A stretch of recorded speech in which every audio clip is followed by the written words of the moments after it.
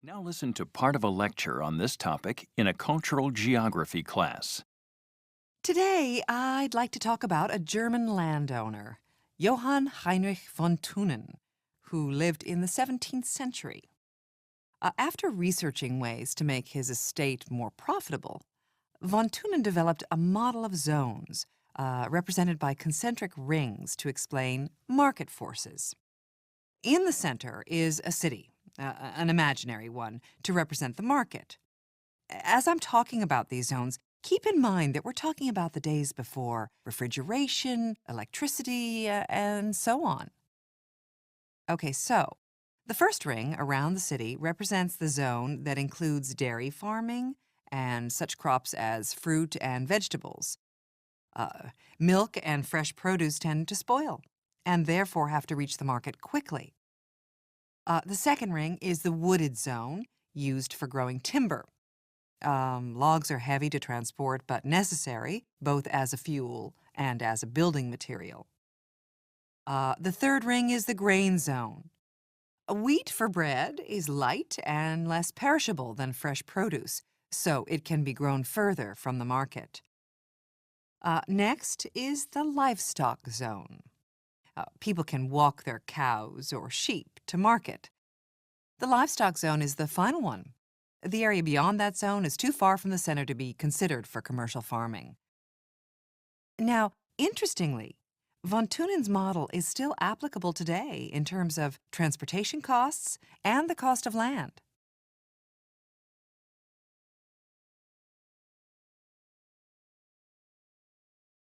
Listen to part of a lecture in a music education class.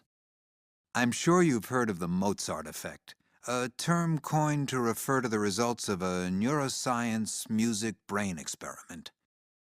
In this experiment, researchers were looking at one specific area of the brain, where the ability to think in terms of space and time, or spatial temporal reasoning, takes place. This kind of reasoning is important in music, but not all aspects of music. And it's important in solving some types of physics and mathematics problems. Some types. The researchers chose Mozart's music because, as a child prodigy, he used space-time reasoning at an early age. I'm uncertain of the relationship between a child composer's use of this reasoning to create a masterpiece and an adult listener's use when hearing it. Anyway, the experimental group, college students, not children, were given a pretest just in their spatial temporal reasoning.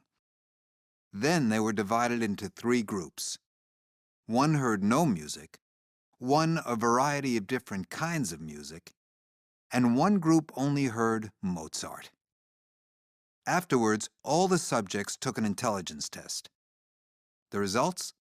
Well, the Mozart group had increased scores on the spatial temporal reasoning section. The increase lasted for 10 minutes. Only 10 minutes. Now, there are several types of intelligence tests that could have been used, but only one type was used in the experiment. One wonders if a different IQ test would have had the same results. The study was interesting, but I'm concerned about the reaction of the general public. The media interest in the belief that listening to Mozart's music can increase one's intelligence was followed by "Help Your Child Be a Genius" books, popular magazine articles, and the flourishing market of videos, toys, and music products, all aimed at gullible parents. This is unfortunate because the real importance of music, that of bringing beauty into our lives, is being undermined by parents foolishly attempting to turn their children into rocket scientists.